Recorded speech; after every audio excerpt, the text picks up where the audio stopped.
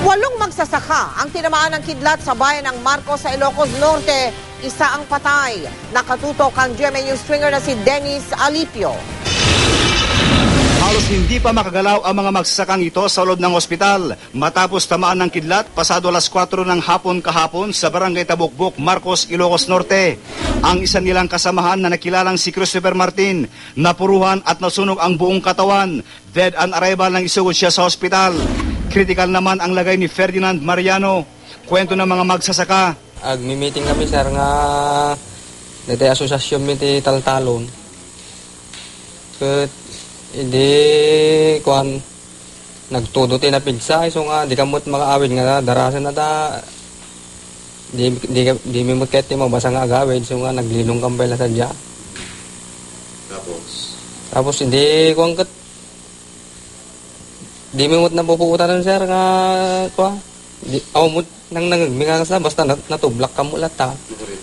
O kasla awmorik na dato babat bagi ko. Kung nato itakyag ko kasla awanan. Natublak kami na sir.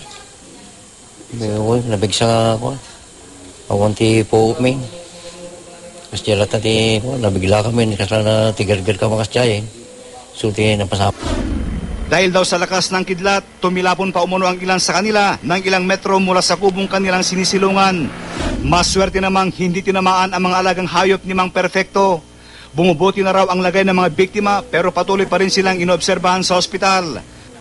Ang epekto niyan ay pagka pinamaan ka ng kidlat, ang unang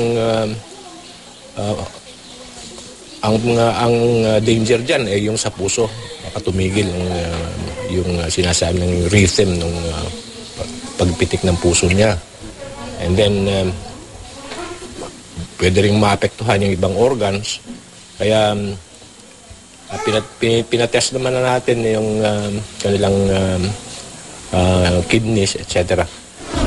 Payo ng Pag-asa, mainam na umiwas sa malalaking puno at mga bagay na gawa sa bakal tuwing malakas ang ulan dahil ito ang madalas tamaan ng kidlat. Dennis Alipio, GMA News.